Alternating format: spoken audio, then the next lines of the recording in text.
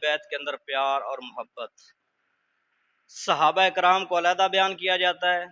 اہل بیت کو علیحدہ بیان کیا جاتا ہے، حالانکہ یہ کوئی علیحدہ بیان کرنے کی چیزیں نہیں ہیں۔ میں پہلے بھی بات یہ عرض کرتا رہتا ہوں، صحابہ جو ہیں یہ حضور کے در والے ہیں اور اہل بیت حضور کے گھر والے ہیں۔ حضور علیہ الصلوۃ والسلام نے صحابہ کی زندگی کو اس طرح پاک کر دیا تھا کہ اللہ تعالیٰ نے فرمایا رضی اللہ عنہم ورضوا عنہ، میں ان سے راضی ہو گیا، یہ مجھ سے راضی ہو گئے۔ اور حضور علیہ الصلوۃ والسلام نے ان کے دل کو ایسے پاک کر دیا تھا کہ خود نہ تھے جو راہ پر اوروں کے ہادی بن گئے، خود نہ تھے جو راہ پر اوروں کے ہادی بن گئے، وہ کیا نظر تھی جس نے مردوں کو مسیح کر دی۔ یہ صرف اشعار نہیں ہیں، یہ حقیقت کے اندر یہ چیزیں ہیں۔ حدیث مبارکہ ہے اصحابی کا نجوم فبأیہم اقتدیتم اہتدیتم، یعنی خود نہ تھے جو راہ پر اوروں کے ہادی بن گئے، ہمارے لیے وہ نمونہ بن گئے۔ تو صحابہ اور اہل بیت کو علیحدہ علیحدہ بیان نہ کیا کرے، ہاں دونوں سے محبت ہمارے ایمان کا حصہ ہے، صحابہ سے بھی محبت ہمارے ایمان کا حصہ ہے، اہل بیت سے محبت بھی ہمارے ایمان کا حصہ ہے۔ ان لوگوں کا آپس کے اندر جو پیار تھا، جو محبت تھی، حضرت ابوبکر صدیق جب خلیفہ بنے، مجمع سے نہ خطاب کرنے کے لیے آپ تشریف لے کے آئے ممبر پر، لوگوں کے اندر ایک نظر دوڑائی اور دیکھا آپ کو حضرت حسن اور حسین نظر نہیں آ رہے، ایک صحابی کو بھیجا کہ دونوں بچوں کو بلا کر لے کر آؤ۔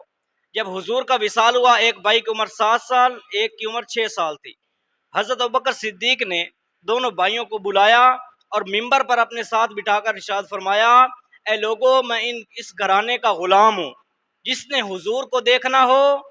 وہ حضرت حسن کو دیکھ لے، حضرت حسین کو دیکھ لے، حضور کی تصویر اور جھلکیاں ان دونوں بچوں کے اندر آپ کو نظر آئیں گی، کیونکہ سر سے لے کر کمر تک حضرت حسن حضور کے مشابہ تھے اور کمر سے لے کر پاؤں تک حضرت علی کے مشابہ تھے۔ حضرت حسین سر سے لے کر کمر تک اور کمر سے لے کر پاؤں تک وہ حضور علیہ الصلوۃ والسلام کے مشابہ تھے۔ حضور فرمایا کرتے تھے حسین منی و انا من الحسین، حسین مجھ سے ہے اور میں حسین سے ہوں۔ تو ان دونوں ہستیوں سے پیار کرنا ہمارے ایمان کا حصہ ہے۔ حضرت عمر رضی اللہ تعالیٰ عنہ، اللہ تعالیٰ نے جب آپ کو خلافت دی تو کہتے ہیں یمن سے نا 2 کرتے آئے، 2 قمیضیں آئیں تو بڑی عالی شان تھیں، صحابہ کرام لینے کے لیے آ رہے تھے وہ قمیضیں، اور جو خزانہ تھا وہ لینے کے لیے آ رہے تھے۔ حضرت عمر نے جب دیکھی وہ قمیضیں بڑی عالی شان تھی تو آپ نے حضرت حسن حسین کو بلایا، ان دونوں بچوں کو وہ لباس عطا فرمائے اور کہا کہ بیٹا پہنو۔ پہن کر جب حضرت عمر رضی اللہ تعالیٰ عنہ کو دکھائے گئے تو حضرت عمر فرمانے لگے اب مجھے دل سے خوشی ہو گئی کہ یہ لباس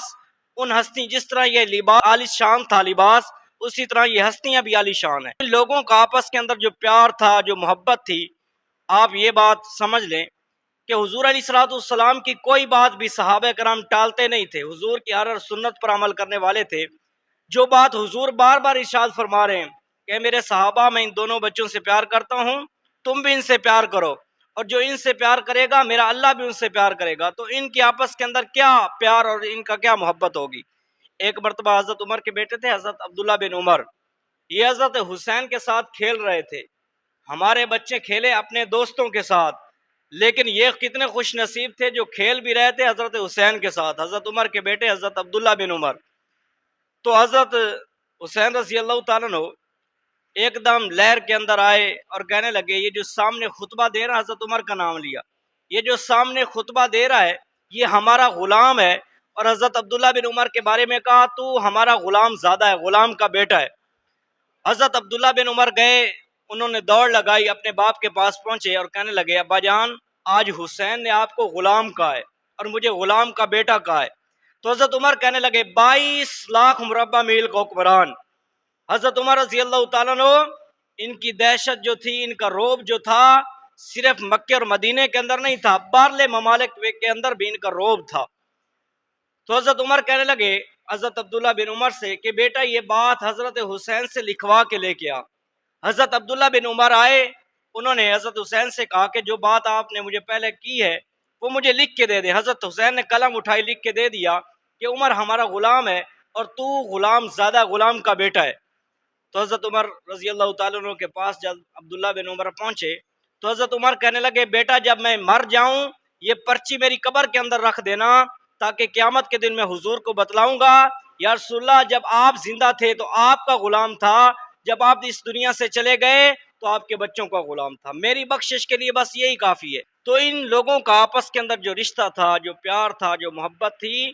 اس کی ہم کوئی نظیر پیش نہیں کر سکتے۔ تو صحابہ اہل بیت کا یہ دونوں ہمارے ایمان کا حصہ ہے۔ میں پہلے بھی عرض کرتا رہتا ہوں، جس ترازو پر لکڑیاں تولی جائیں وہاں ہیرے نہیں تولا کرتے، جس ترازو پر لکڑیاں اور لوہا تولا جائے اس ترازو پر سونا اور چاندی نہیں تولا کرتے، ان کے لیے علیحدہ ترازو ہوتے ہیں۔ شاید آپ نے دیکھے ہوں گے ترازو،